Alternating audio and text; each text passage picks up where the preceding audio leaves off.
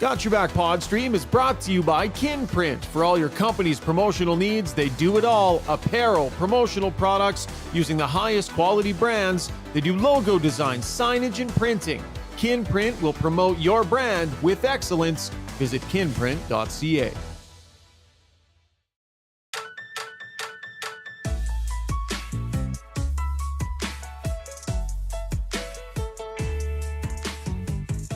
What's going on, night owls? Welcome to Got Your Back After Dark. Late start on the game, overtime, it all combines for a 12:22 a.m. start to the podcast tonight, but that's okay. Tons of energy. Pretty good game. Lots to talk about. Jason Strudwick is standing by. Rob Brown going to join us as well. As always, Got Your Back brought to you, presented by our proud title sponsor, Sherwood Buick GMC, number one GMC dealership volume-wise in all of Canada for 6 years running. They've got trucks in stock. The staff is fantastic. The process is streamlined. Mention that the podcast sent you, and not only will you receive specialized pricing as a bonus, you'll also get 3 free ultimate detail packages on newer used vehicles. Visit Phil and the crew in Sherwood Park or online at www.gmcpod.com. Coming at you from our long shot studio here in Sherwood Park. Amazing golf, fantastic sports bar experience. Visit longshots.ca. That's longshots with the Z.ca. Okay, Rob Brown will be joining us here shortly, but Jason Strudwick ready to go for now. I have a surprising amount of energy, Struds, for the time. And we even did an early pod this morning at 6 a.m. with LeBron. Yet, you know what the key to my day was, buds? Right. Solid 90-minute nap. Like it was, I wouldn't even call it a nap. I basically went back to bed. So I'm energetic here tonight, pal. Yeah, I'm running on Dr. Pepper and darts. About 3 or 4 darts I've had since 11 p.m. I'm personally sending a text to Gary Bettman saying a game anywhere on the planet shouldn't start after 8 p.m. It needs, that is the draw, the line in the sand. It's crazy. I hate it as a player, and I think I hate it even more now as a member of the media. If I want to know the truth. Too late to start. Yeah, but think about what that's like for the Boston Bruins to come, a team from the East to have to play in this time zone. That's like starting a game at 10:15 p.m. their time. It's nuts. It's unnecessary. It's just, yeah. I mean, and I'm not going to get too worked up about like the 8:20, but just the idea of the 8, just 8 o'clock starts. I just don't understand. It makes no sense to me at all. As a player, you wait all day. I remember we used to have 8:30 starts in Europe, and I almost boycotted those. I hated those ones. But 8 o'clock is still for the same. It's too long. And then you wonder why guys get run down and tired. It's because now they're not getting home and to bed till late at night and can fall asleep. Like sometimes you got to get your own way for the league. No Ryan Nugent-Hopkins tonight. We believe there's a bit of a bug ripping through the team. Don't know how many players are playing under the weather. We'll kind of keep that in mind, but we're going to break down this game here. Just setting up the podcast here a little bit. Rob Brown's going to join us as soon as he gets in the car. He's just finishing up his fantastic work with Reed Wilkins over on 630 Ched. Coming up tonight on the podcast, we'll have Struddy's World. Ask Us Anything will be our last segment, as always, where we take lots of action on the stream already tonight as Oiler fans are fired up. In our takeaway segment tonight, Struds, I want to talk specifically about Leon Draisaitl. I want to have a point that I want to make about Leon Draisaitl. So stay tuned for that in our second segment. But for right now, let's get to breaking down this 6-5 loss at the hands of the Boston Bruins. Brought to you by Mr. Dirk. We should have Brownie here, by the way. Okay. Brownie should be with us now. You got us, Brownie? Hi, guys. I'm here. Perfect. Okay, Jacked. sorry. I just wanted to. We'll let you do the. Yeah. I'll let you do the Mr. Dirk. I just wanted to. Yeah, make sure that's good, Chris. And you're always welcome to break. Picture of Rob Brown pop onto my screen, so I kind of assumed that meant Brownie was with us. But no, solid cut-ins into the sponsor read. I like to. Where was I? Brought to you by Mr. Dirk. Yeah. That's twice in the same sponsor read. The iconic men's clothing store in Edmonton, founded in 1939, just off White Ave in 102nd Street. Mr. Dirk, That's everything you need for every aspect of your wardrobe: casual clothes, jeans and pants, shirts, sweaters, shoes. And on the formal side, well, I'm wearing it. I just had the suit on. This is Mr. Dirk shirt. Fantastic high-end clothing to elevate your wardrobe. Visit MrDirk.com. Perfect timing as always. Rob Brown sliding right in as the breakdown is getting started. Fellas, 6-5 overtime loss. The thought process is this glass half full? Is this glass half empty? Is it possible for it to be both at the same time? We'll discuss, but Struds, maybe first and foremost, let's talk about what happened in overtime on the game-winning goal. Several errors piled on top of errors that ended up costing him that point. Yeah, I think it boils down to the icing. So it's one thing to try to, spring a guy for a breakaway, but I don't care how tired you are. You've got to try to outrace the other tired guys, the other tired players, and try to get there and beat out that icing. But there was no movement at all for anyone to try to beat that icing now, which I think they could have. And that salvages it. You could tell, even prior to the puck dropping, Kane kind of skates through just to grab, a couple more deep breaths. So, that's generally happens. Those kind of mistakes, guys, happen when you're tired, and it showed today in the overtime goal. Well, on that, Strud, the Boston Bruins weren't even back checking. Kane, if the puck, Darnell Nurse tried springing Kane and McLeod for a 2-on-0. He pushed it off the boards. It didn't bounce the way they wanted, so ice down the ice. Kane was at center ice. He has to, as you said, he's got to skate towards the goalie. The Bruins had posted up. There was no way they were going to catch Evander Kane. They're posting up, waiting for the goalie to come out and play it up. Kane just left the ice. And Swayman had an absolutely horrible night tonight for the Boston Bruins. He was terrible. He was the reason the Oilers got a point in this game. Like, seriously, he was horrible. But what he did in overtime, he saw that Kane wasn't coming. The Bruin players were yelling at him to throw it up. In the press box, I could hear the Bruin players, get it up, get it up. But he was smart. He says, nope. To his players, icing. Because if it's icing, all of a sudden a tired group has to stay on for the Oilers. Face-offs in the offensive zone. We're going to get fresh guys out there. But most importantly, Connor and Leon don't get on the ice. So that was a great play by Swayman, and that was a mental mistake by Evander Kane. Ryan McLeod, by the way, the one I believe on the icing there, Brownie. He's the one that I think I ended up icing the puck. I think you might have said Nurse there. Well, okay, maybe it was, but it would have been a breakaway, and they just missed it. But Evander Kane has to know that. But great play by Swayman, who could have come out and played it and passed it up to his line mate, but he knew that there was going to be a face-off in the offensive zone. But more importantly, Connor and Leon couldn't come on the ice, and that was the end of the hockey game. So previous to that, the Oilers have a glorious opportunity, the power play in overtime. Oh, the old 4-on-3. They're usually money in the bank. But again, their power play struggling to come through for them in a big moment. Brownie, what did you see on that power play? That was a big swing to me. It was. Well, they got the one play they wanted. They wanted the one-timer to Leon. And that was the only save that Jeremy Swayman made all night long. And it was a great save. Leon got all of that. That was a perfect play, perfect pass, perfect shot, but a better save. But after that, we've talked a lot this year about how good Bouchard has been at getting pucks on net. I think he missed the net 4 times in overtime on that power play. Twice he missed the net and the puck came out. It came out, and so that was an easy clear. That was where the Bruins didn't have to do anything. Bouchard shot the puck, and it went out of the zone. To me, it was a game the Oilers were not great in. I don't think this is a game they deserved a point. But when they got the power play at the end of the third period, I'm thinking they're actually going to win this hockey game. Probably not deserve it, but they're going to win this hockey game. But, yeah, Bouchard, a couple chances with the puck on his stick. You can't miss the net. You just can't. It'd be better hit the goalie. And at least there's a rebound opportunity.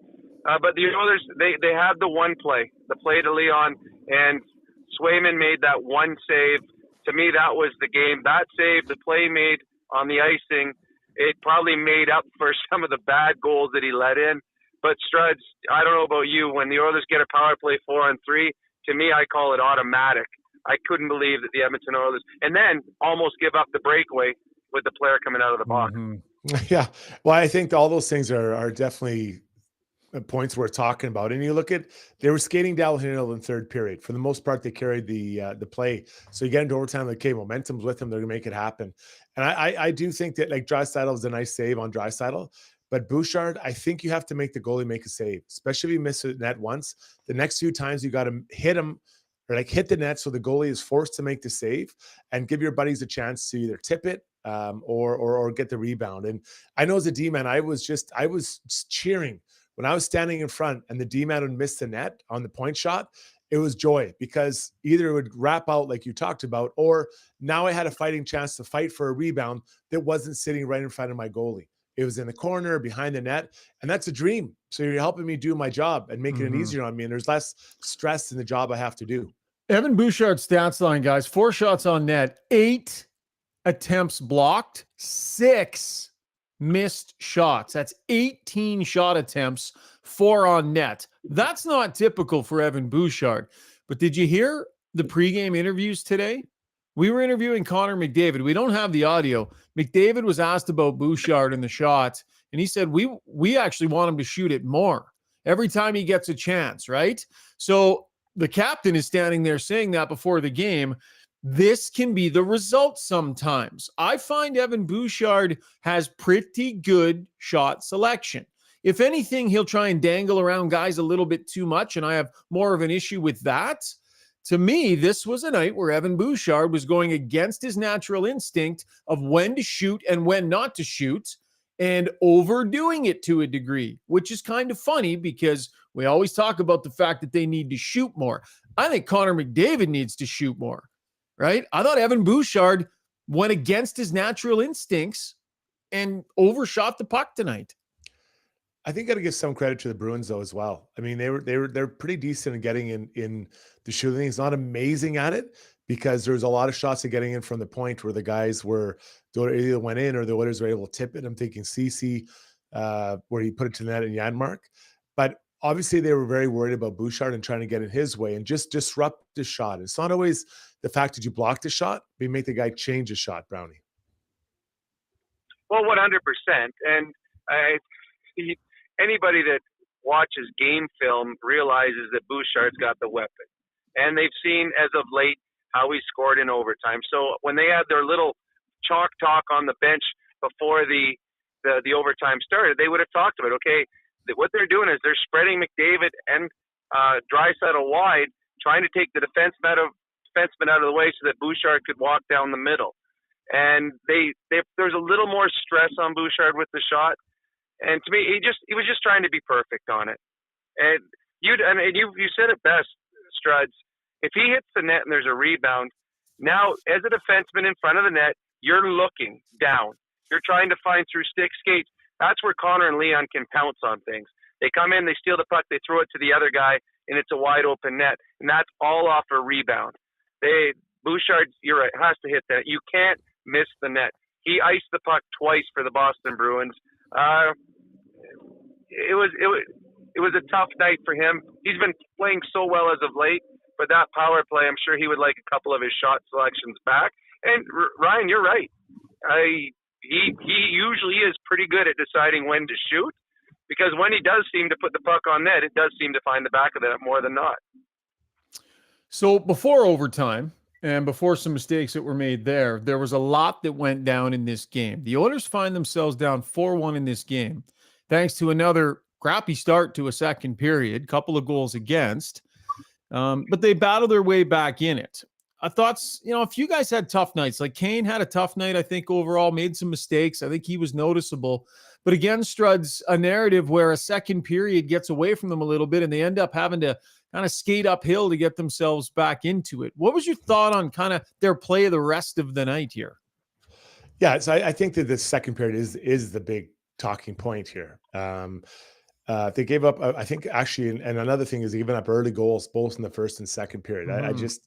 That's always a stinger. You come out all jacked up after, whether it's the start of the game or the end of the first intermission, and bang, you get scored on right away. That does take the air out of your sails for sure. It kind of puts you on your heels. I think that they weren't awful, but I think that the Bruins are opportunistic, getting, to the net or getting pucks to the net, or, I think of Jake DeBrusk, the rebound goal, just not quite getting in front of him or not tying him up or recognizing danger. And I don't think that Stu Skinner, as much as we kind of were, looking for Swayman to have a better night, I don't think that Stu Skinner was, what he could have provided for this group. I think there's some goals, one or two, he definitely back in this game, Brownie. Well, I know the Oilers had the comeback, and the goal that Fogle scored at the end of the second period, or to make it 4-2, that was a huge goal. But to me, Swayman let the Oilers back in. When the Bruins were winning by 2 in the third period, I thought they were in complete control of the game. Then Ceci throws the puck on net that Swayman just absolutely whiffs on. That gave the Oilers life. I don't know if the Oilers have life in the third period without that. Then they get a little bit of life. They tie the game. Nice play by Perry. He tips the puck, then gets his own rebound. Then Pasternak scores. That was a terrible play by Kane.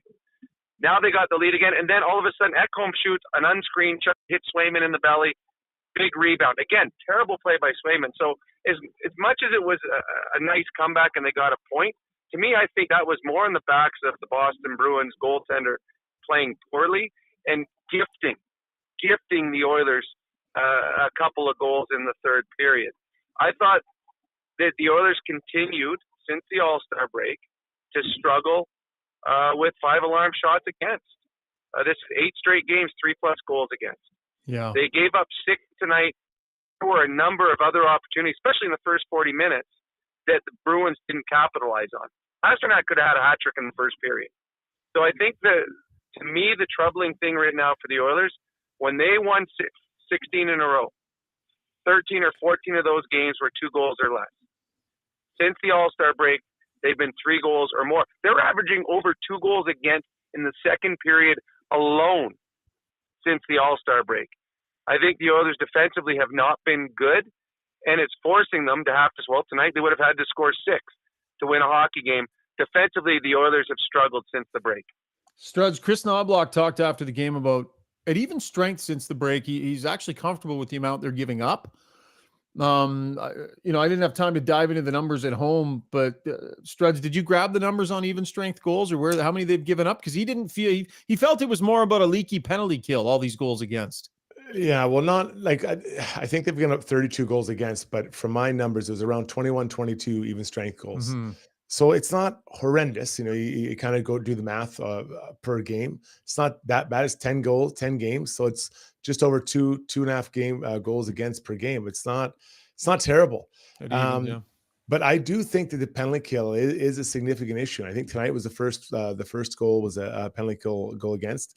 And it just puts you under so much pressure because now you have to either score a power play goal for sure to tie it up, and sometimes 2 or 3 we've seen in this short stretch. So the penalty kill since the break has been, I think, the story. I think it's really put them underwater. The good news, I guess, they only give up 1 tonight, but they've got to find a way to get that back on track, as soon as possible. Man, what a year of extreme highs and extreme lows, right? Like this penalty kill was just all world for a run. And then the bottom just completely craters out from underneath them. Same with the team, just brutal to start the year. And then they're just at the top of the mountain, like this huge ebbs and flows and big swings in these elements of their game. Some even keel, man. This team needs some normal and some even keel. Let's get to the Weiss Johnson Soundbox here quickly. 45 years they've been in the business. So if you need a new furnace, garage heater, air conditioner, hot water tank, or any of those things serviced, Weiss Johnson is the place to go. Edmonton's #1 choice for heating, air conditioning, and plumbing services. Visit weiss-johnson.com. Weiss Johnson, Weiss Johnson, whoa. And attention, Zuby, I like it. Zach Hyman asked about the fact that the Oilers finally started putting some pucks on net and got results. I think it's just a concerted effort to get to the net. I think that's, I think for a little bit, 5-on-5 goals are hard to come by for us. Even during that winning streak we were on, we weren't scoring as too many 5-on-5 goals. We weren't letting up a lot, and I think it's an effort to get to the areas where you score. I think, and we've worked on it, and I think we're doing a good job of doing that. And now we got to clean things up on our own end and make sure that we're not giving anything up. Next segment, we're going to get to the play of Corey Perry. We'll talk a little bit about Leon Draisaitl as well. Lots more to break down. I know Struds will talk a little bit about Vinny Desharnais later on. Brownie, how much, this is obvious, Ryan Nugent-Hopkins touches a bunch of different areas of the game. They got a night out of Warren Foegele, but when I got to the rink and you see that Nugent-Hopkins is not in the lineup against this Boston team, that was going to hurt them. It was, and it did. He's in all aspects of the game. Power play, penalty kill, 4-on-4, part of the first line. But having said that, the Bruins played without their second best defenseman, and they're missing a couple forwards. All teams have injuries, and the Bruins were beat up way more than the Edmonton Oilers. The Oilers played against a team that had 2 minor league defensemen out of 5. So Nugent-Hopkins was missed, and anytime he's not in the lineup, the Oilers aren't as good. But I texted on our text line, there's no way the Oilers should lose to a Boston Bruin team that has 2 minor league defensemen in a group of 5 that are playing. And their other 2 defensemen are a fifth and a sixth defenseman. So Nuge was missed, but it was a lost opportunity for the Oilers playing against a beat-up team whose goalie had an off night. I think the flip side of that is you got to recognize Foegele goes in there and makes the most of his opportunity. He bangs in 2 goals. I think that's a real positive because he seems to be a bit of a streaky goal scorer, and a lot of guys are kind of streaky. And so he now has 3 in the last 2 games, but he was skating. And if you notice, both his goals were right around the net. Yeah. And maybe sometimes, we talk about how hard his shot is, and that's exciting and stuff like that. But I think when he is driving the net with purpose and putting the D-men on their heels and attacking the blue paint, he's a much more dangerous player, and one that, a player that it makes it hard for D-men to defend against because he's so big and so strong. When he shoots from distance, I'm like, yeah, you can have that shot. I'm not super worried about it. So I think that was an encouraging thing for those that are Foegele fans. You can use services. You know what, Shaggy? Go ahead, buddy. Yep. Sorry. The one thing that we talked about last podcast was players getting the opportunity, how they rise to the occasion. And we talked about, it doesn't matter who you put up there. If they get to play with Connor, they get to play with Leon, they're going to have special nights because they don't want to leave that spot. And I think you saw that with Foegele tonight. He'd been struggling. He'd been on the 4th line and wasn't showing much, but he got a chance to play on the first line. That was the best Foegele's played in a month and a half. And he was by far the best Oiler on the ice. So I think it does bode well for the Oilers going forward that they are capable of putting guys up in the top 6 and producing. And I think Foegele was a great example of that tonight. Let's get to the Relentless Player of the Night, brought to you by UCAN Youth Services, a local charity helping vulnerable youth find employment. Their 14th annual Comedy Nights fundraiser is coming up in March. Highly encourage you to check it out. So they do 6 shows, tons of laughs. It's a great way to support helping youth right here in our community. Tickets are still available. So if you go to ucancomedy.ca as the website, they're still selling tickets, and it's a fantastic event. We've been there. We will be there this year. It's a ton of fun. It's a great cause. So once again, that is ucancomedy.ca.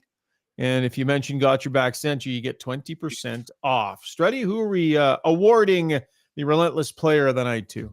Well, there's a player I want to recognize, but I'll save that for later in the show. So I'll go with the man we just talked about, Warren Foegele. I think that for the reasons that Brownie and I just spoke about, this guy got his chance and has made the most of it. And it's sometimes that can turn a tough month or tough stretch of 10, 15 games around. So Warren Foegele, it's all yours, my man.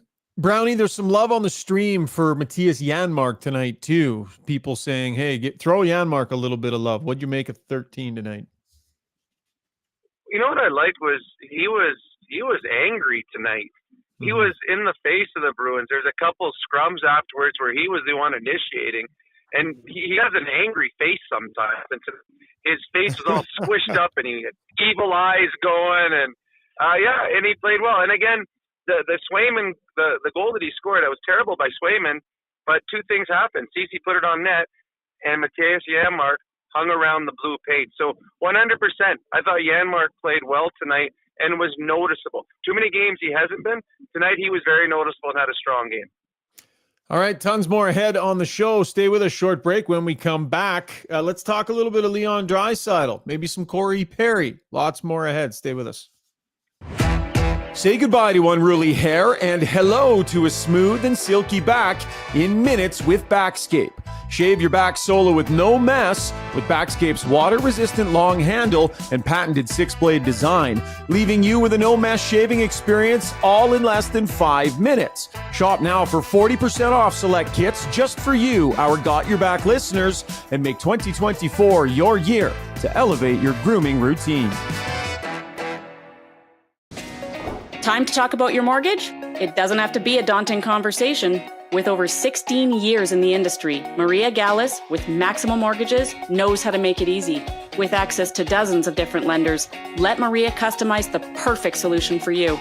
Whether you're purchasing, refinancing, or renewing, or a first-time buyer, Maria's simplistic approach and expert advice will have you feeling confident you're in great hands, making informed decisions. Take the stress out of your mortgage journey. Contact Maria Gallus at mortgagesbymaria.ca. That's mortgagesbymaria.ca.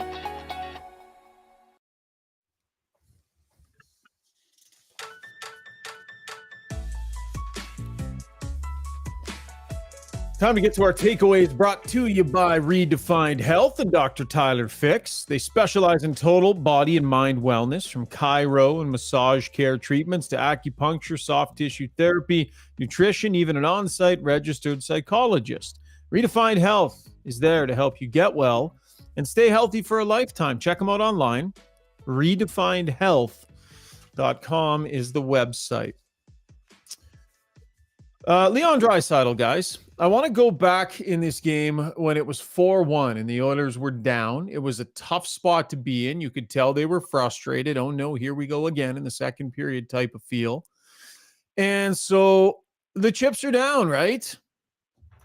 Connor McDavid goes out on the ice and he just puts his nose to the grindstone. He just starts working like crazy trying to make something happen. And they throw out a fantastic shift, right? Warren Foegele ends up scoring a goal to make it 4-2. Bench has life, team has life, right? Get back to hard work in a tough situation and good things will happen. Draisaitl's over the boards next. Lots of energy, swings deep in his own end, full speed up the far wing wanting the puck. Beaver taps 2 or 3 times, doesn't get it, wasn't that open. Frustrated in the moment that he didn't get the pass. Stays on the ice for, 15, 20, 25 seconds more, skates to the bench, slams it open with his knee, and slams it shut. Your team's getting back on the right side of it. Your captain's killing himself trying to get the team back into this game, and Leon Draisaitl, rather than just putting his nose to the grindstone and getting down to it to affect things in a positive way, instead is mad he didn't get the puck and expressing frustration and slamming gates. He admitted, guys, Mark Spector did an article with him earlier this year. He knows his body language is something he's got to work on. Leon is an up and down player with these sorts of things. We're not going to make a massive deal of this, but this was a night, gentlemen, where that got the better of him, and they needed him big time when they were down in this game, and that got the better of him. Brownie, you can start. What do you think? Well, actually, I didn't see that one, but I do know that he does show his emotions, and sometimes not always in a positive way. But I've seen Connor do it. I've seen JT Miller do it in Vancouver. I've seen lots of players, star players, that get upset when the puck doesn't come their way. You don't like when they show it in a negative way. It does it does not show well to your bench, but to me, it means nothing to me, really. I mean, I don't think Leon had a strong game tonight, but 90% of the games Leon plays, he's the first or second best player on the ice. So to me, I would make nothing of that. Yeah, I would just tag on. I think the challenge, though, that Leon and those players at that level don't understand is the effect it has on his teammates. right? And I think it sucks energy off your bench. And when you're on the other bench and you see the other team's top player snapping, you love it.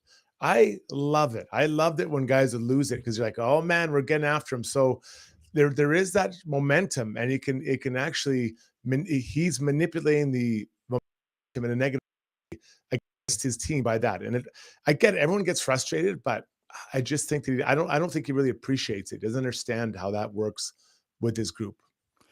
Yeah, and I just think too, Brownie, like, and you're right, so many nights he's one of their better players.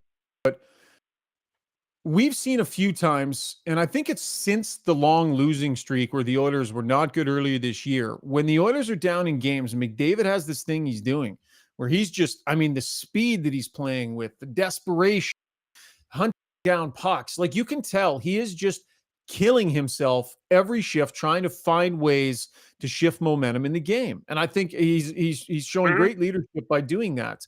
Draisaitl could affect the game in such a positive way in those moments if he were to do more of that, to take more of that attitude into his shifts, where no matter what happens here, this is going to be maximum effort because that's the direction we need to be pulling on this rope in.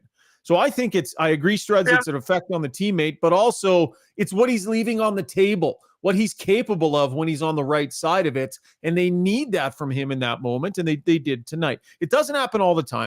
Not going to harp on this a lot, but definitely noticed it tonight. Yeah, I mean, but this goes back to, we talked a couple of months ago when we talked about Kane, where his body language showed that he wasn't happy.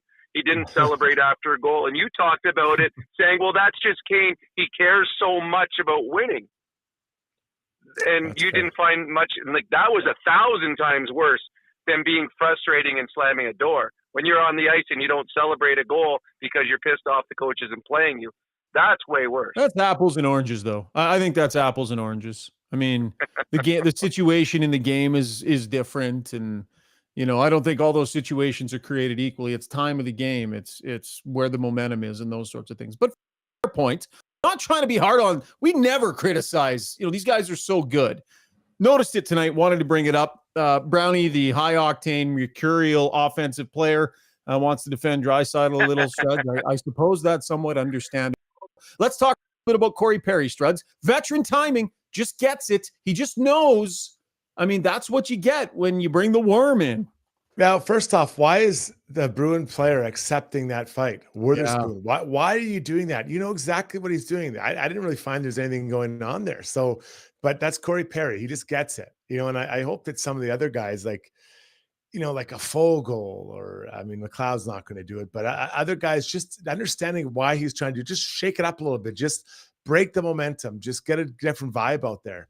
And then, you know, he just greases it up, going to the net and finds a way to score that goal. And that's what he does. He's just scraping in the corners where no one really else wants to go. And he finds a way to get success for his team. So, I mean, the pickup's been really valuable, and he's actually got a bit of momentum here with points, Shaugger. I'm not sure he's going to hit the 21 point plateau, but is he have 3 goals now for the Oilers? I think was he at 5 points now, I think?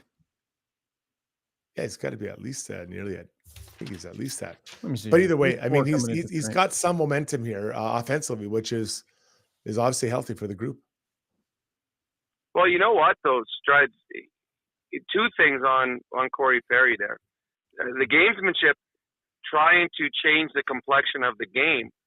But take a look at who he went after. This is a Bruin team that only had 5 defensemen.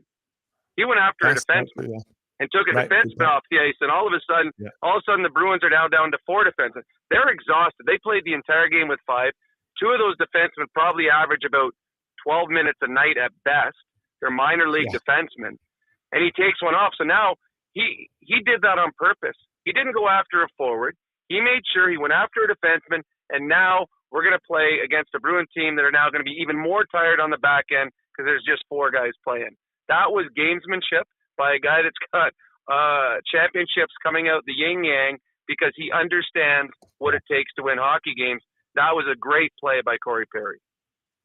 Yeah, Witherspoon was the guy that threw a couple of pretty wicked two-handers into Zach Hyman's back earlier in the game, and I know the bench didn't seem too happy with that as well, Struddy.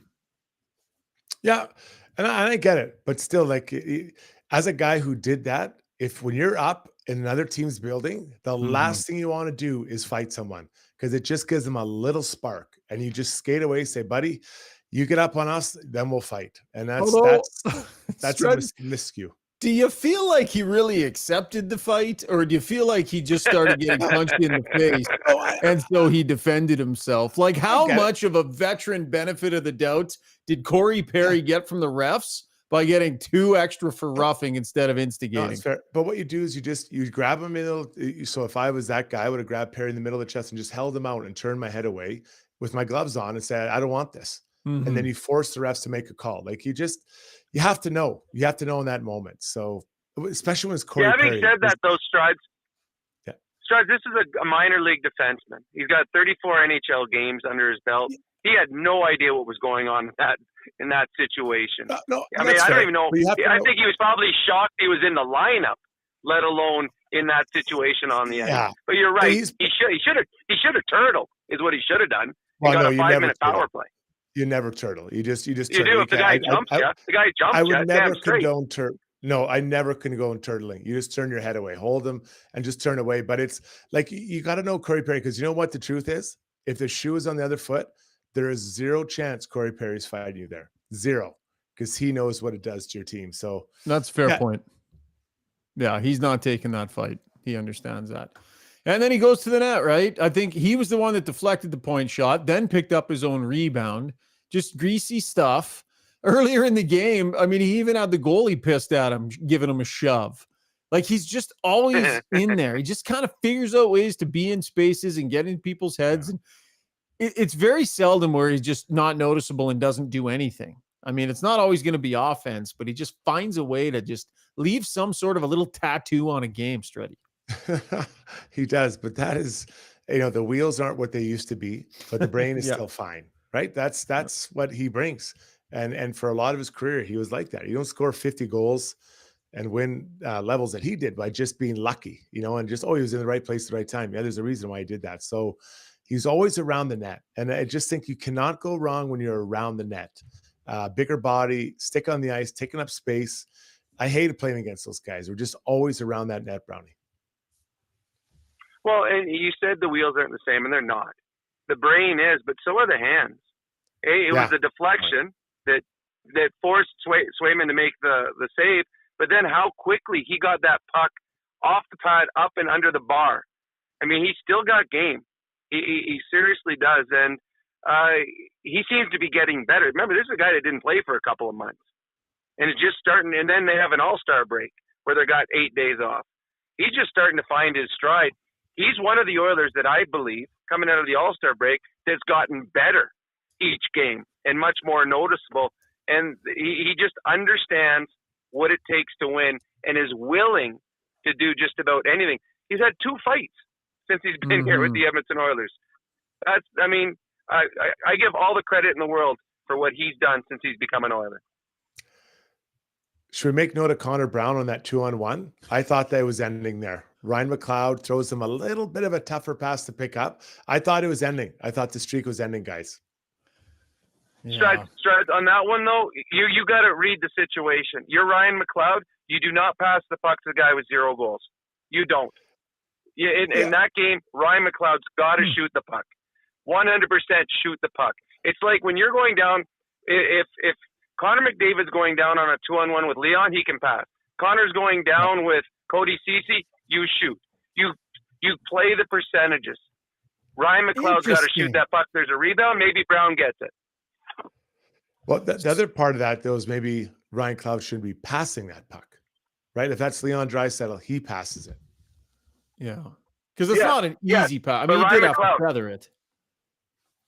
And it was bad. Like he wasn't. I know it's not an easy pass. That's why he's got to shoot it. And you look at who you are and who you're going with. Ryan McLeod's got to fire that puck on net.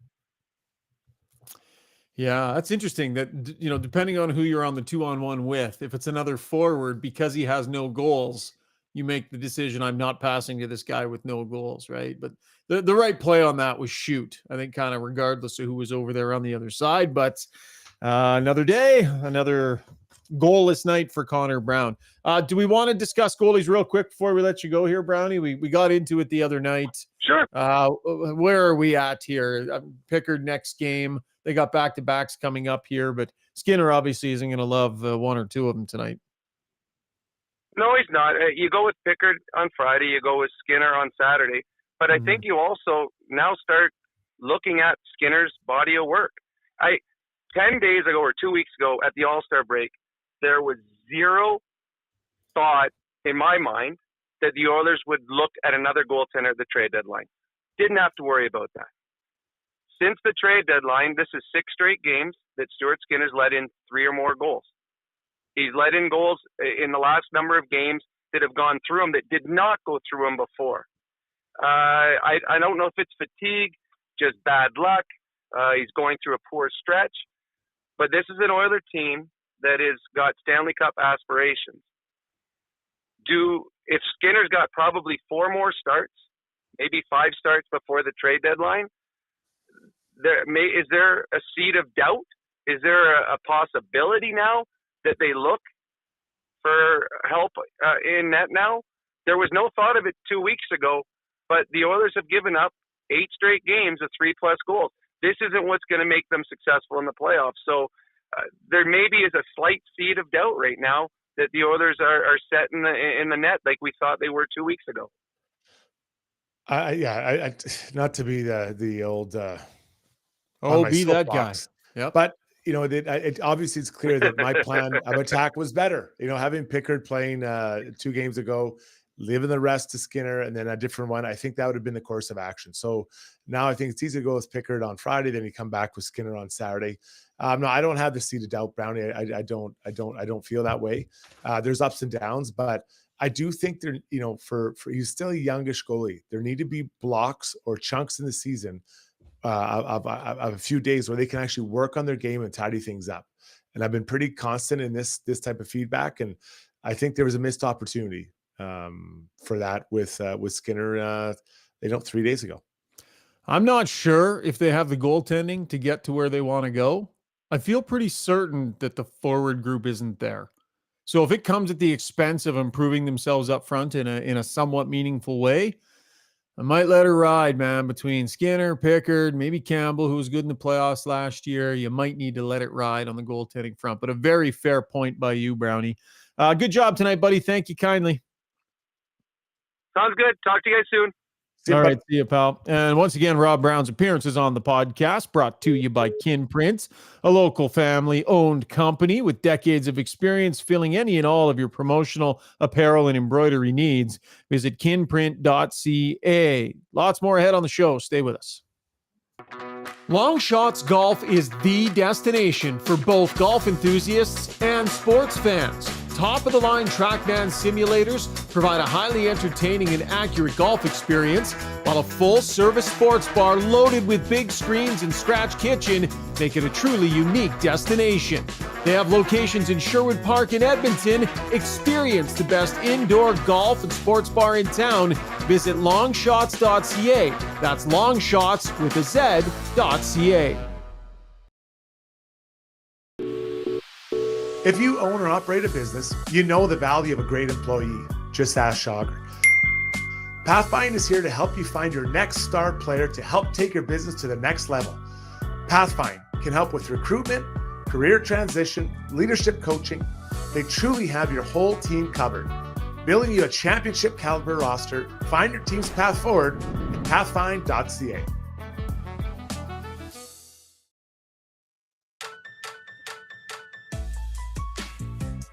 Time now to take a lap, brought to you by Backscape, where you can bid farewell to unwanted back hair solo in just 5 minutes with the fastest growing male grooming tool on the planet. With their water-resistant, rechargeable long handle, you can shave independently in any direction. No cuts, scrapes, bumps, or mess. Visit Backscape.com. That's BAKscape.com and choose from a variety of packages delivered right to your door. Backscape. Stay smooth, gentlemen. Struddy, going to take a lap tonight. Did we want to start with the Bill Zito comment from Pierre and I in our podcast earlier today? Absolutely. Yeah, let's do that. So we had Florida Panthers general manager Bill Zito on, and just a kind of a different, unique answer. Pierre asked him a question about how hard it is to stand pat, Struds, when you see other teams in your division making trades, going out and getting better. And the Panthers are a team that, remember, they stood pat at last year's deadline for the most part. They held on to a couple of unrestricted free agents, but he didn't get super aggressive. Whereas 2 years ago, remember, that was the Sherratt year where they spent all those resources. Right. So Pierre asked him a question about how hard is it to stand pat when you see other teams getting better? And he kind of threw the question back at us and had Pierre present him a hypothetical. I thought it was a funny answer. I know what you're probably going to say, but I find it interesting, how GMs sit back and suddenly a rival, a team that you may have to go through, does something in the next 2.5 weeks. How do you react to that? And do you have to make sure you don't let the emotion take over in that moment? That, keeping up with the Joneses, I guess, is what I'm asking. I'm probably an outside of the box thinker on this one. You build your team. Absent injuries, you move forward. If there's a player that you can get that you think will help you, both on the ice, maintain the integrity of the community in the room, yeah, you do it. The cost to acquire this asset isn't so significant it's going to just kill me down the road. Can I recover from it? Is there a way maybe I can find an alternative? All those factors go into the decision making. I don't think what Kansas City does or New York or Detroit is part of that equation. There's either an asset that's going to help you or it isn't. And ultimately, you have to be responsible to yourselves, right? So at least for me, particularly this year, because pick a team. Pretty wide open. Yeah. No, just pick a team that you would think is going to add someone. Oh, well, I would say the New York Rangers will probably add. Okay, so the Rangers, and who are they going to add? Make it a pretty significant one. Let's give them Adam Henrique from the Anaheim Ducks. What do you think?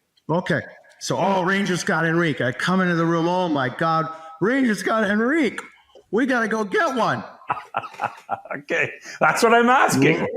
You know, okay, well, we can give Barkov. No, we can't. We could trade one of the free agents.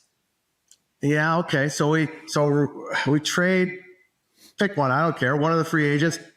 Now we got to go get that guy. Right.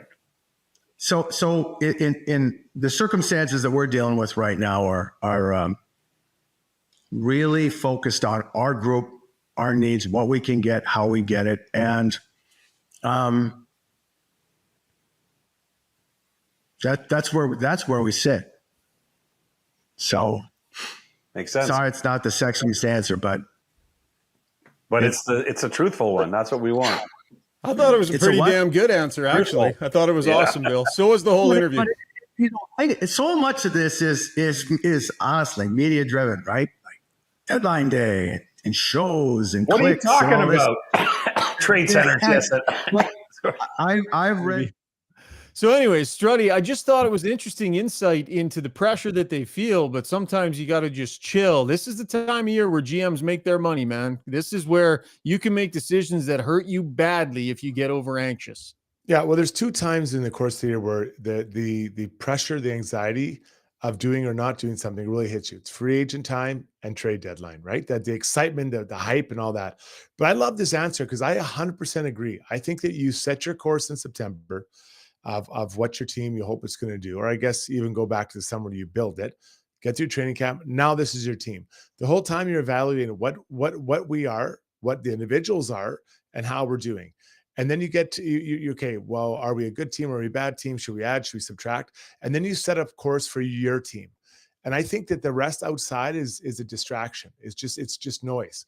We've seen some teams make some pretty considerable adds the last couple of years. We'll think of the Rangers bringing in Kane and Tarasenko and pretty much everyone, then even go back to the Leafs, adding guys like O'Reilly and all these guys. And neither team had great success. So if everyone knee-jerk reacted and added like them, could it work? I guess it could work, but you have to know what you need. And let's give the local guy a little bit of Love, he knew what they needed. Ken Holland, he added Matthias Ekholm, and it's been a perfect fit. He didn't deviate. He didn't get into the Chikrin sweepstakes and some of these other guys. He knew what he needed, and he got it done. And I think that I'm guessing Bill Zito would compliment Ken Holland on that trade because he was very detailed and was dialed right in with what his team needed. Really thoughtful interview. By the way, how about that flex with his background? Yeah, I know. I saw. I mean, like the palm trees and it was unreal. You look at how many free agents he has on his roster next year. Like they basically have nobody signed, but he ain't worried one bit, Struddy, because they know they can get players. Well, between the tax situation and then that lifestyle and a pretty good team. I mean, the guys they do have signed are pretty decent players. So, do you want to play with Barkov? I guess I could squeak that in, So they've got some decent players there. Reinhardt's obviously one. That's one they got to get done. That's a big one on the old to-do list. It is a big one. But again, having a lot of success there. He was in Buffalo. Comes there. I mean, I don't know. I'm not an insider, but if I'm looking around, it's a pretty good team. It's a nice place to live. Taxes are favorable. What else? Yeah, no what else do I need? Tax. That's hella favorable. Yeah. What else am I looking for? Like, what else do you want? You can probably have a chance of winning. You like to situate. It's pretty hard to look somewhere else. Pretty ridiculous. And we asked him too about the way you handle all that nice stuff all over the place with your players and keeping them focused. They make no apologies for where they are and what's available to those players. He said, as long as they're working hard at the rink, we want our guys at the beach. We want our guys on the golf course. We want our players, as long as they take care of business. Yeah. So they lean into everything that they have. They built a practice facility right by where a lot of the players live. They can drive golf carts from their house to the practice facility. Like, man, oh man. Okay, where are we going next for Take a Lap, pal?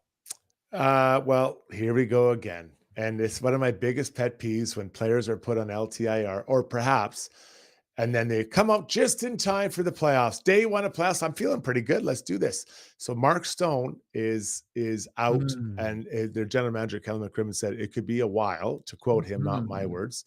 The insiders or people I'm seeing are thinking it's not his back, but a while takes us, I'm guessing a while is more than a month, at least.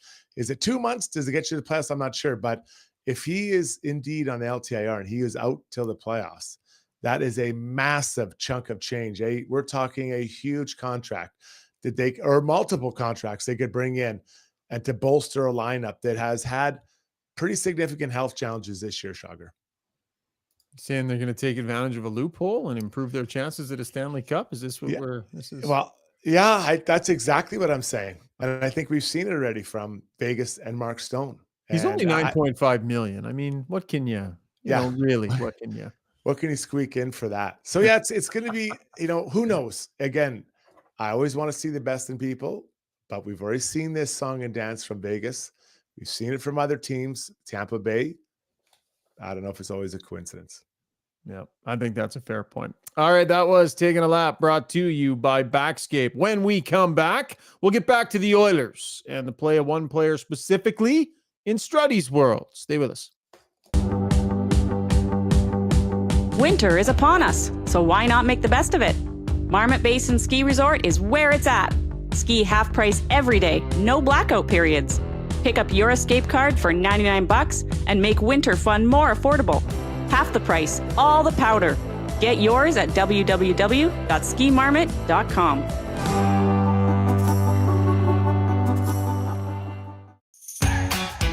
The Edmonton Sport and Social Club's spring season is set to go in May, and registration is just around the corner. Team up with your pals to play in slow pitch, beach volleyball, outdoor soccer, ultimate frisbee, and even cornhole leagues to keep the spring months full of excitement. Spring leagues begin in May. Registration opens on February 8th. Visit edmontonsportsclub.com for more details. When you make a mistake, heads should roll. It's not right. And I'm here. Someone has to put their foot down. Now that I say it out loud, it does sound a little crazy. God, I look good.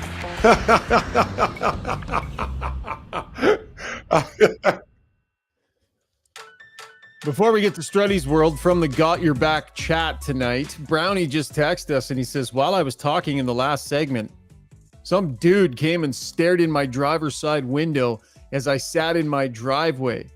Effing gave me a heart attack. Creepy. Struddy says, hope you said hi to Fernando for us.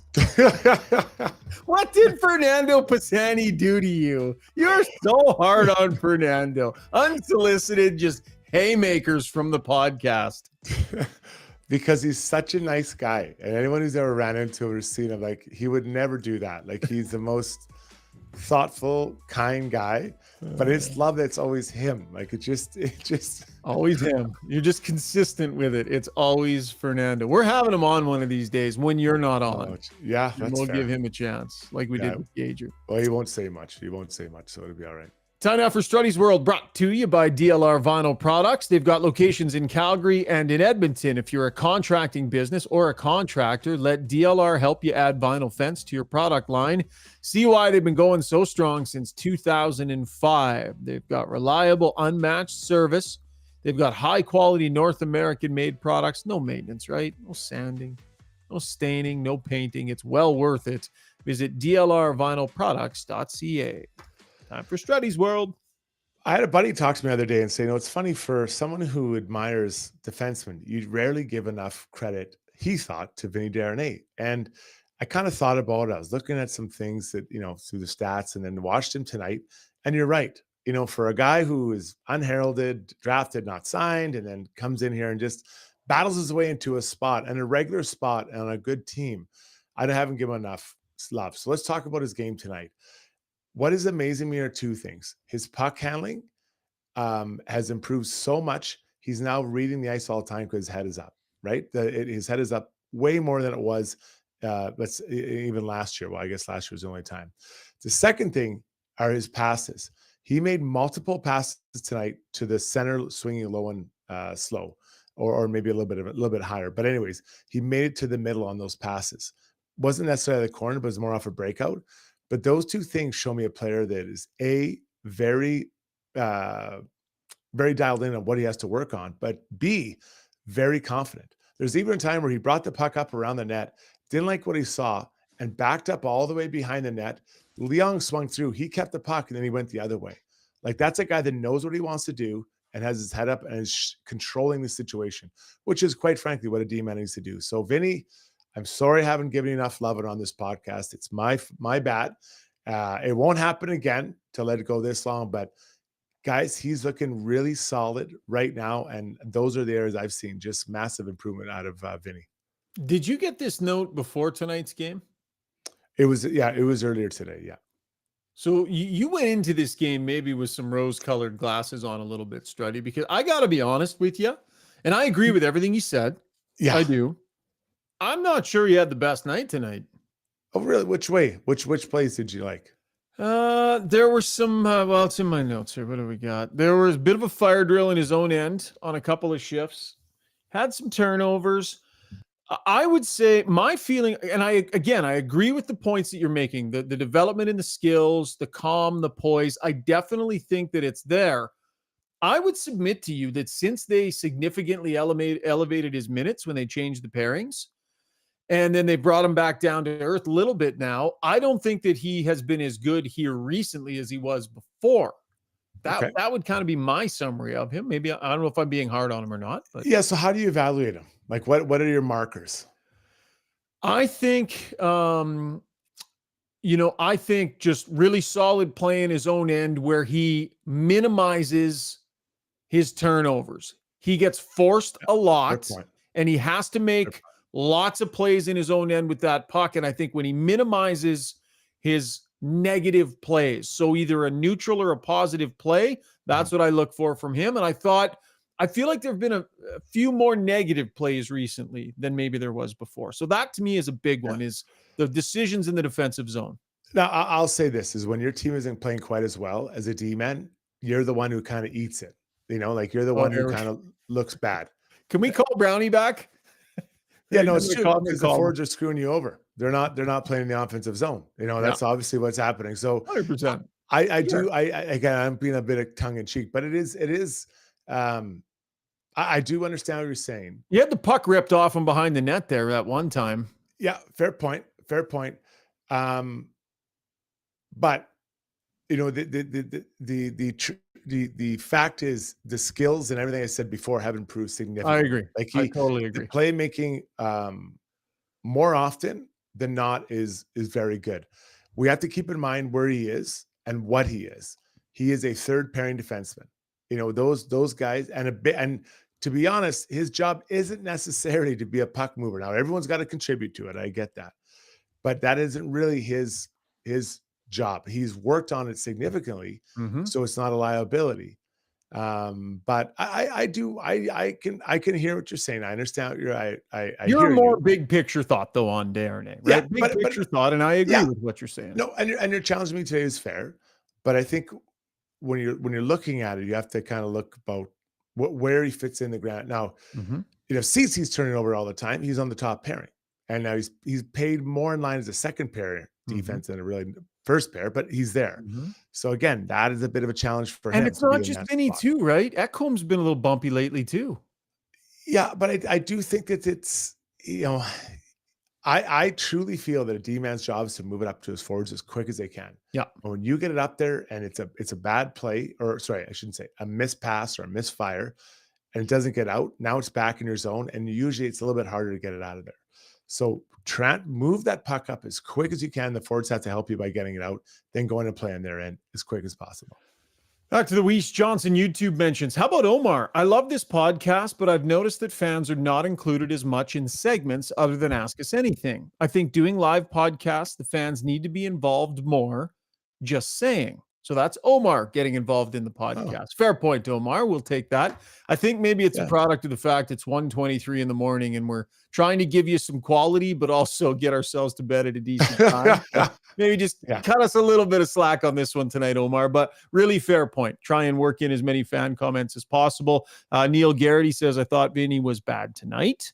Reaper says Vinny got schooled. There are some positive ones, though. Davin says, such a quick learner. And no question, his learning curve since coming into the National Hockey League and his mid-late 20s, like he's done a pretty good job getting himself up to speed and extremely usable. And remember, big shutdown, defensive-minded, right-shot defenseman just fell out of the sky for the Oilers. It's been a huge aberration for their lineup over the last season and a little bit. Omar chimes back and says, LOL, that's fair. Thanks, Omar. We appreciate the black tonight. One more segment, Ask Us Anything, where we're going to involve you, the fans on the stream, because Omar, we love doing that too. So bring some gold during the break. Now you're under pressure, Omar. You fire a point in, and we're going to give you even more time. Ask Us Anything is coming up after the break. For over 60 years, Belvedere Golf and Country Club has been delivering a high-quality golf experience to Edmonton and area.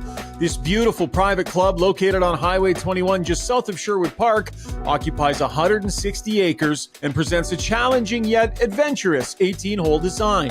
A beautiful clubhouse, fully stocked pro shop, and warm, friendly staff truly make it feel like you belong to something unique and special. Visit www.belvederegcc.com.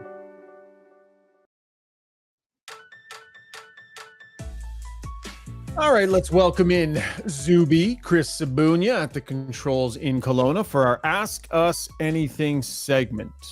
Brought to you by Match Eatery and Public House. Oh, actually, is it brought to us by Rini tonight? Zuby, did we mix up the sponsorships there? Nope, that's me. I can change that right now. I had Rini in the other thing, but not in this thing. Here we go. No problem. There you go. Brought to you by Match. Both great sponsors.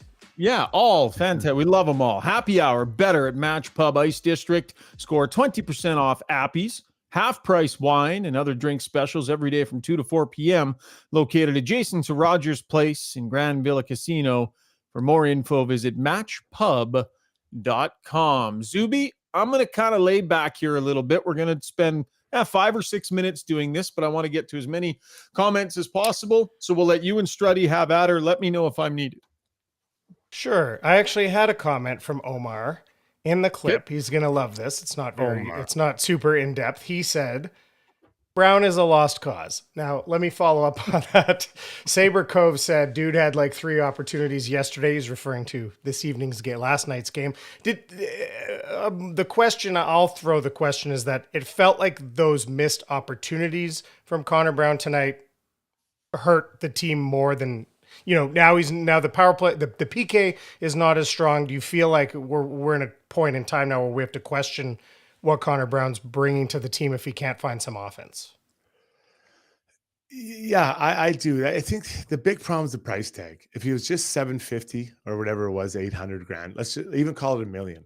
Like, yeah, this is good. We're getting good value. The price tag is what I think killing kind of hit the vibe on Connor Brown. I still think that he's going to be a piece to help this Oilers team out down the stretch in the playoffs. I know that I probably have a little bit off on the 15 goals at this point, but I do think he's going to be a piece. But it's that salary that is really, he's this year's Yamamoto or this year's Pugliarvi. With the contract, he's not able to meet the level he's at.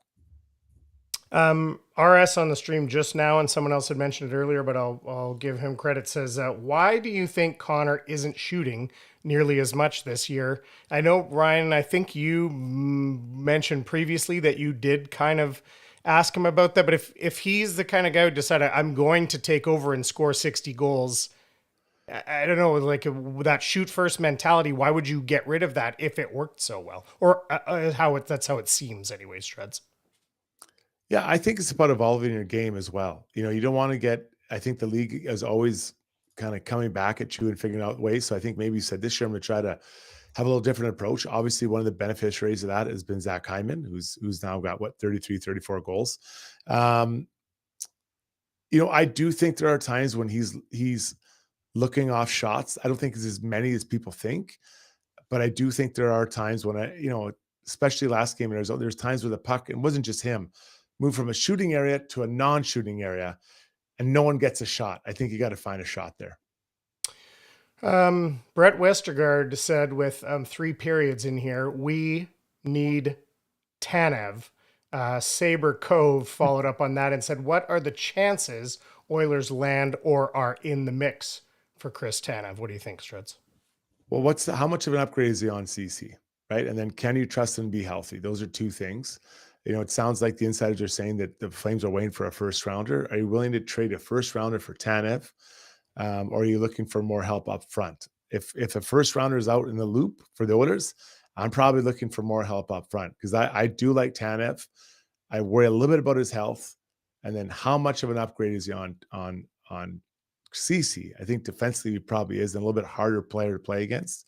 CC's the strongest guy, or one of the strongest guys in the Oilers, and you rarely see it. That's just not his makeup playing wise. Zoe R says, when Connor and Leon, going back to the discussion about them looking frustrated and who we criticize and who we don't, Zoe says, when Connor and Leon get frustrated, I think it's usually more frustration with themselves rather than teammates. Do you agree with that statement? Like Brownie, I didn't see the play where Leon was upset, but I can tell you from playing, when someone is looking for the puck and tapping his stick, and then he goes and slams the door if he doesn't get the puck, I don't think he's mad at himself in that moment. He's mad that his buddy didn't give him the puck. So I understand what Zoe's saying, but this situation that Shaugger was referring to is definitely teammate driven. Yeah, for sure. This one was a little bit different. And again, this is something that Draisaitl knows he needs to work on. And it is a work in progress. The point I made tonight was that it got the better of him a little bit tonight. And but on a lot of nights, he is driving it in the right direction. So Roshan Nelson says, speaking of body language, have you noticed Skinner's after every goal since the break? So bad, rather than just doing it, the Grant Fuhr shrug the puck out of the net, he feels like it's indicative. When I've certainly seen that too, and I notice it as a goalie and Struds as a defenseman. How do you feel about that? Is that troubling to you when you get that from your goalie? I think it was the last podcast. Someone made the same comment, and it as I was in our comment section, I didn't remember seeing it. So I was like, I got to watch tonight, and there were many goals to pick from today. So I did see that, and I kind of made a mental note. I'm glad that that texter, maybe it's the same person, brought it back up again. As a D-man, you get frustrated when the guy kind of shows you up. It goes behind them, then they look at you like you were screening me. Like it's I never like that. I mean, you don't say anything publicly, but behind closed doors, you might have a talk with the goalie. I feel like Skinner it's more look of disappointment where he's like, God, I can't believe I let that one in. Right. I think that is more what it's coming from. I don't get the sense from him or just watching him that this is teammate driven. Yeah, I would agree with that, Struds. And I'm in that locker room a lot. I've talked to a lot of his teammates off camera. And generally speaking, Stuart Skinner is very much on the right side of being a good teammate. So I think I would agree that it probably give him the benefit of the doubt that he's not staring down his D-men, right? That is different when you start staring guys down as opposed to head in the air or frustrated or whatever. So bit of a different read. Zuby, let's do 2 more and then shut her down, buddy. Okay. And for sure, I know that I feel like, I've never played anywhere close to that level, but I feel what Skinner's feeling here. What do you think? Well, I totally agree with you. I don't think he's mad at the teammates. I think he can't believe you get out there, you feel good, you're following the play well or whatever. Like you feel like it should be going your way. And it's like, no matter what I do, it's still ending up in the net. Even the overtime goal, he chose to, saw an opportunity, tried to kind of poke at that puck. And if he had maybe just pushed off and slid over, he fills the net there. So I'm sure he was just disappointed in the decision. And that was such a scramble, but I'm sure he, I feel for him. I know how he's feeling. A situation where you left your feet, Kane, and it was a nightmare. That's exactly how you don't play it and lay down on a break. Struds, you don't leave your feet. He didn't leave his feet. Leave the ice. Yeah, no, you still leave your feet. But either way, we're on the same. At no point are your feet separated from your body. Your feet leave the ice. Go ahead, Zuby. Okay, Davin said Derek Ryan needs to be upgraded. That's what I learned from that game. It's funny because that's like, isn't that what the position we were talking about like in September as being like the sort of the fourth line center type of, or fourth line forward? What do you guys feel about Derek Ryan's game? Well, 7 minutes tonight. I mean, it's pretty hard to get much accomplished in 7 minutes. And they started chasing the game. So the bench gets a little shorter and mix the lines up a bit. So, I think that, as a fourth line option, a winger, I think he's in that space, but they're going to have to kind of look around and see what they can figure out for something maybe probably a different look with a little bit more size. Probably more of, if you guys think the upgrade should be coming in the top 6, that just pushes down then, right? I mean, and that's where you might find a Derek Ryan. How are we feeling about the direction Holloway's game is going in here? Is he getting lost in the shuffle just a little bit here and there? Some centers, some wings, some, he's kind of found himself a little down the lineup here and there as shuffles are made. He needs to put a few good games together where he's energetic and noticed and get something offensive going. Yeah, 100% agree. It's tough. It's tough though when you're trying to find chemistry up top. The bottom guys usually want to get shuffled around. Zuby, you got one last one, buddy? Yeah. Austin Peterson was talking about he doesn't like Kane and Draisaitl, thinks they don't work together unless you have Perry on that wing. He wants to see Kane and Nuge switch when Nuge gets back. And he says Kane creates space for McDavid, which is why it worked magic before, in his words. Do you see any kind of shuffle still coming there? That's a big no from Shaugger. Struddy ain't going to like this because he does not like Kane and Hyman together. Yeah, I don't. You know what? I don't mind Kane and Hyman with Nuge, but I don't like Kane and Hyman with McDavid. And I've never really understood why. And that's weird. But no, I don't want that's the line. Nuge, Hyman, McDavid. Then everyone else has to. I thought actually Kane had some off moments, but I thought he was skating tonight. I thought he was really moving his feet and skating quite well. All right, that was Ask Us Anything, brought to you by Match Eatery and Public House. As we wrap the podcast, we go to our gem of the night. I got one in mind, Struddy, but I'd like to hear yours. What are your thoughts, buddy? What stood out to you? What struck Jason Strudwick as interesting, unique, cool tonight? Well, from the NHL pod, when Pierre LeBrun suggested that the Rangers should trade for Adam Henrique, or they would in this dream scenario. And I'm telling you guys, Adam Henrique, I am here for that guy. That is the guy. I'm all about him. I think I'm going to give the nod to, and it's funny because I couldn't even hear it. I just saw it happening on TV. So I don't know if you guys heard it, but Louis DeBrusque interviewing his son tonight on the broadcast. I know it's not the first time it's happened, but I was watching it, the look on Louis's face, and I've spent a little bit of time with Louis. He plays it pretty cool. I know how proud he is. I thought that was a pretty cool moment, Struddy. Did you see it?